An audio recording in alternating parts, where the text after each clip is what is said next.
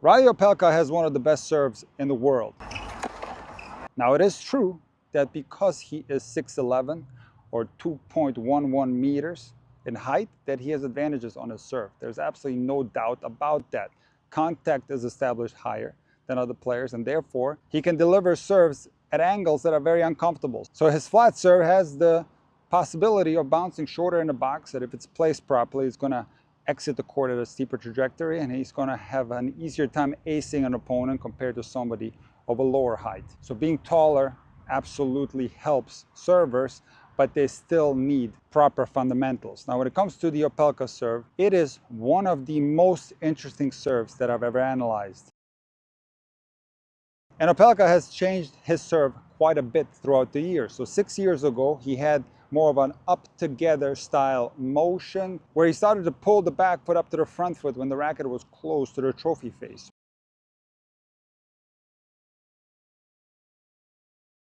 Now, Opelka changed the rhythm on his serve, and he started to lag the hitting arm behind the toss arm. And he also changed timing of the back foot pulling up to the front foot. So in this particular rhythm, he would start pulling up that back foot as the racket was starting to go up into the trophy phase. Now, Opelka has a new serve, and it is one of the most interesting serves that I've ever seen. On all the Opelka serves that I analyzed, one thing is consistent, and that is the placement of the back foot, which is quite unorthodox. So what you will generally see from players is that the back foot pulls up right next to the front foot. Some players will pull the back foot up to the outside of the front foot. Opelka does something different. He pulls the back foot up behind the front foot.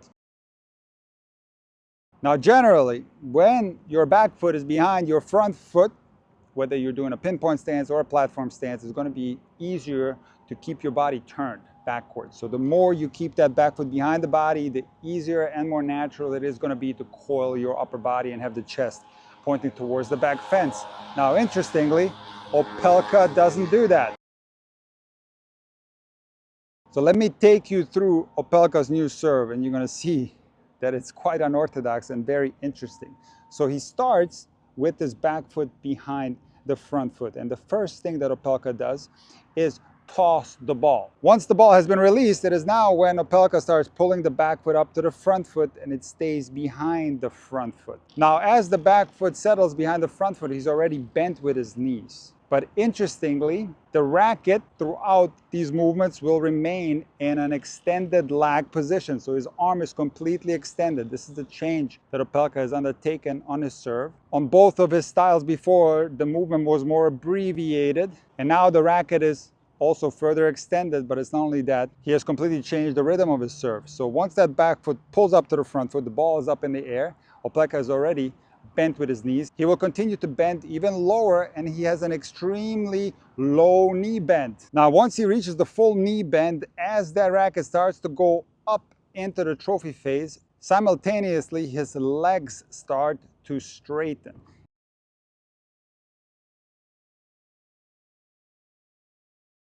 And if you compare the Opelka serve to the Sinner serve example, there are some similarities, but there are also some differences. Sinner has more of a staggered rhythm. So if you look at the Sinner serve, he will pull the back foot up as he tosses the ball. The racket will lag behind. He will then start to pull his racket up to the trophy, and about halfway through, Sinner will begin to unload his legs. But if you take a look at his tilt, Sinner only begins the cartwheeling movement, in other words, the reversal of the shoulder positions, when the racket has reached the trophy phase area.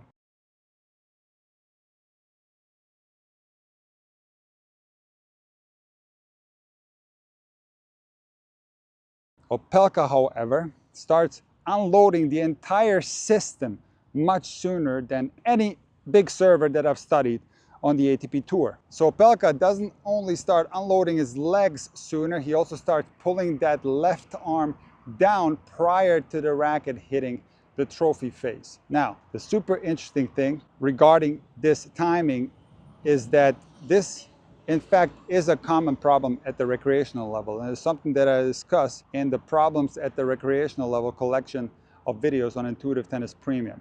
And the issue lies in the fact that when players start pulling that non-dominant arm down too soon, is that the shoulders are level when the racket is in the trophy phase. Because you have to remember, when the racket reaches the trophy phase, you should still have a tilt.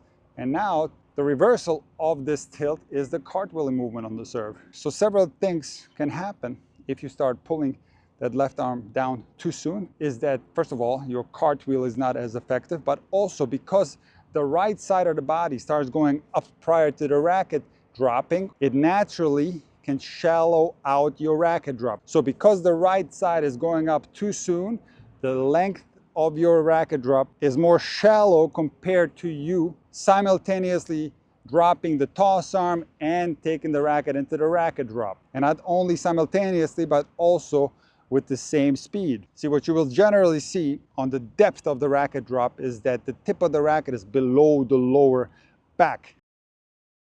This is across the board, whether we're talking about ATP or WTA. And interestingly, if you compare the Sinner racket drop to the Opelka racket drop on his new serve, you can see that the Opelka racket drop is more shallow. And the reason for that is that he starts unloading his body simultaneously. See, the early unload is optimally performed in a staggered sequence where you can start going up with the legs first, and then once that racket reaches the trophy phase, this is then when you initiate the cartwheel movement. This is exactly how Sinner does it. This is exactly how Zverev does it. Opelka, on the other hand, starts dropping that toss arm a tad too soon, and therefore his racket drop shallows out.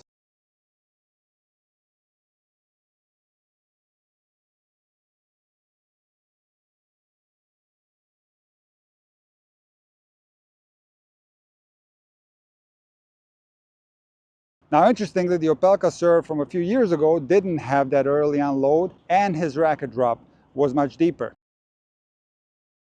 And a close examination of the sequencing of the left side of his body and his right side of his body, you will see that that left arm stays up much longer on the old Opelka serve.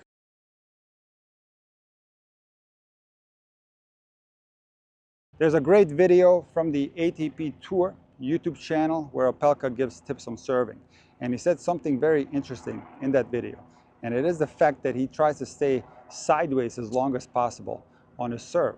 When you study the best servers of all time, you will see different amounts of rotation based on what serve they're hitting. So generally speaking, when players are attempting flat and slice serves, they will rotate into the contact. When you take a look at kick serves, there is far less rotation. So at the moment of contact, players will be more sideways and the right shoulder will be behind the left shoulder. Now on Opelka serve, I saw something that, again, I don't see from other great servers. And it's the fact that on Opelka's slice serve, he stays sideways. So when he attempts a slice, his right shoulder is way behind his left shoulder.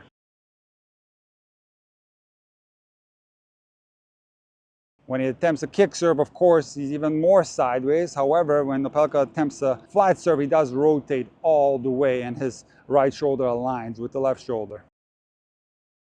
Now, is Opelka still able to hit proper slice serves despite the lack of rotation? He absolutely is. Could Opelka be serving better if he was to rotate into the ball? That's hard to say because I don't know how much muscle memory Opelka has built up hitting a sideways slice serve. So it very much depends. But fact is that there are some unorthodox elements on the Opelka serve. And I'm going to put them in a category of don't try this at home. So, first of all, if you try to pull off the early unload, where you are starting to go up with your legs first while the racket is going up towards the trophy, this is going to require quite a quick motion.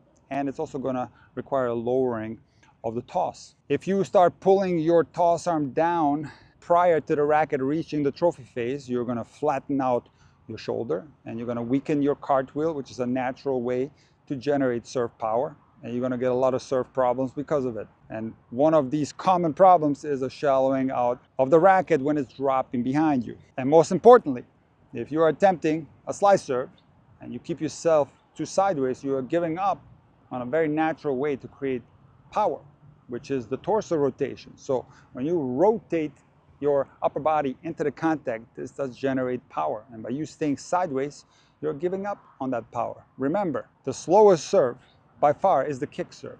And one of the reasons why it's the slowest serve is because it doesn't have as much rotation. In today's video, we're not going to get into the differences between the flat, the slice, and the kick. You can check out some of my other videos on that subject. But fact is that while Opelka can get away with these suboptimal technical elements, he was serving 140 6 years ago, he was serving 140 3 years ago, and he's still serving 140, and he is one of the best servers on the whole planet. My advice to you is that you find natural ways to create serve power, and you make your service motion as continuous and as fluid and as rhythmic as possible. And I made a great video in the past on how to compartmentalize your serve, how to make everything flow together very rhythmically, and I'm going to give you a brief summary of that video, which I'm going to link in the pinned comment. If you can structure your serve in a way where you toss the ball first and you lag the racket behind, it's not so important how exactly you're lagging, but if you toss the ball in isolation, it's going to be a lot easier to